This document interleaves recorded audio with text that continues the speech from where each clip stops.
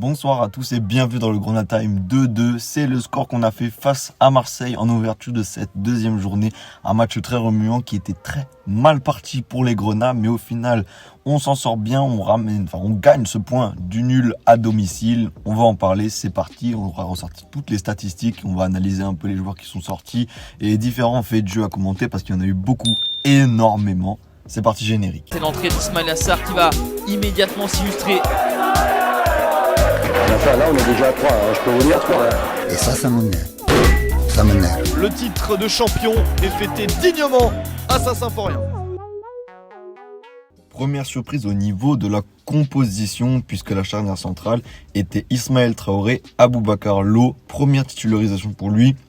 Et il n'avait que quelques rentrées en jeu à se mettre sous la dent. Donc première inédite de cette charnière centrale avec Fally Kandé qui était déplacé sur le côté gauche, poste sur lequel il était arrivé. Il est arrivé en tant que latéral gauche.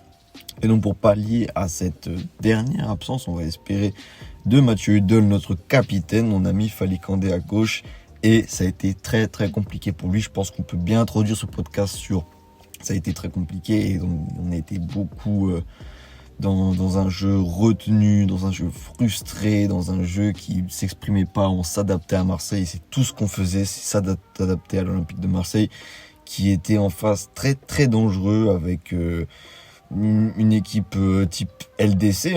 La seule surprise c'était Soglo qui au final est le seul buteur avec Vitinha qui est rentré en jeu après, donc le seul titulaire buteur de cette rencontre pour l'Olympique de Marseille.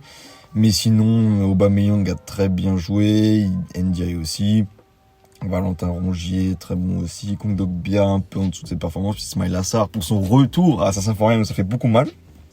Et en défense, c'était solide, Balerdi était un peu encore hésitant en dessous, ça change pas beaucoup des performances pour Marseille. Mais sinon, c'était une équipe très offensive et qui nous a fait beaucoup mal. Mais au-delà donc d'un Metz qui était frustré et qui voulait pas imposer son jeu à l'image de Fally Kandé qui restait cantonné à son rôle de latéral gauche qui avait plus aucun repère, on a l'impression que ça y est, son poste de défenseur central est acquis et il peut pas trop s'en libérer. En deuxième mi-temps ça allait mieux quand on s'adaptait trop à Marseille, qu'on pensait que à défendre et les attaques ne se construisaient pas et ne donnaient rien, on était sans idée. Et ça ne marchait pas et donc Marseille attaquait et qui nous a sauvés plusieurs fois comme face à Rennes, Alexandre Oukidja, c'est 3 arrêts sur 5 tirs cadrés de l'Olympique de Marseille. Et voilà, tout simplement, 5 tirs cadrés, 3 arrêts. Après, on a eu aussi beaucoup de faits de jeu, comme la VAR qui a été utilisée 2 fois. 2 fois pour annuler les buts de Marseille. Une fois pour une faute sur Maziz à l'origine d'une action pour Metz. Quand Marseille récupère la balle, il y a une faute sur Youssef Maziz. Et donc du coup, l'arbitre est revenu logiquement. La faute était un peu trop marquée au début d'action pour laisser passer ça. Et après, sur un hors-jeu, juste avant la mi-temps de Aubameyang, un léger hors-jeu, mais hors-jeu.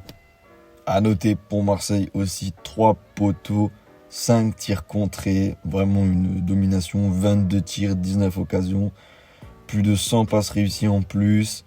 Ils ont la possession, mais de pas beaucoup en soi. Ils ont 57% de possession contre 43% pour nous. Donc une domination quand même. La décision aurait dû être beaucoup plus lourde, surtout après l'exclusion d'Aboubacar Lo, après une semelle qui était apparemment très haute sur Iliman Ndiaye. C'était pas très évident à voir au stade, on était tous sous la stupeur, mais apparemment le pied était vachement haut. Et après cette exclusion, on n'avait plus rien à perdre, on était à 10 contre 11 et j'ai l'impression que le FC Metz a lâché les chevaux.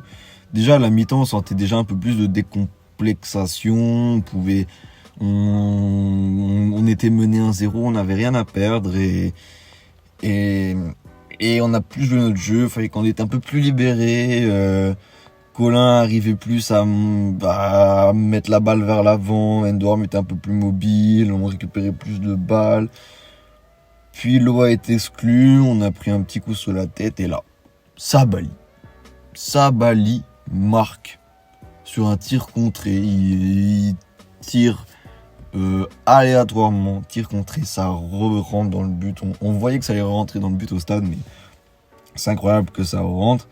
Avant ça, on décrit un peu le but de Soglo. C'est une frappe qui est déviée. Je sais plus qui est la frappe, mais après, Ukidja doit couvrir son premier poteau. Donc, pas match parfait pour Ukidja. Mais donc, il tire bien au premier poteau. Il ouvre son compteur but en tant que jeune. Ça, c'est une bonne chose pour lui. Mais après, donc, du coup, but de Sabali à la 65e. Ensuite, Mikotadze double la mise à la 71e. Marseille lâche les chevaux et ne peut pas revenir avec une défaite, avec cette domination. Tente, frappe beaucoup sur le poteau. Et après, c'est un remplaçant qui marquera, c'est Vitinha. Une action un peu litigieuse, mais c'est trop en retard. Mais c'est trop en retard sur l'action. On ne suit pas et donc Vitinha a un temps d'avance et frappe fort et là, je ne peux rien faire.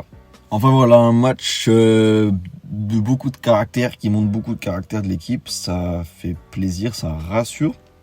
Très bonne entrée aussi. Très bon match de Malik Mbaye, première titularisation. Très bon match. Sur la deuxième mi-temps surtout. Première mi-temps avait du mal à combiner. Là, il a réussi à bien aller tout seul. Il peut, comme Cheikh Sabali, faire des petits solos et temporiser. C'est un peu brouillon, mais c'est normal. Très bonne rentrée de Lamine Camara. Donc, match plein de caractère qui rassure un peu. Après, il va falloir quand même soit acheter un latéral pour pallier parce que sans Mathieu, c'est très compliqué. Sans Mathieu Edo, c'est très compliqué. Par contre, Ismaël Traoré, très bon capitaine, j'ai l'impression qu'il impulse bien quand même de l'autorité sur le terrain.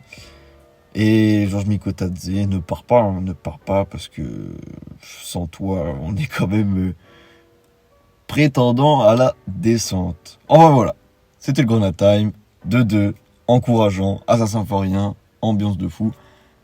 Vlog qui sort bientôt. Ciao les gars.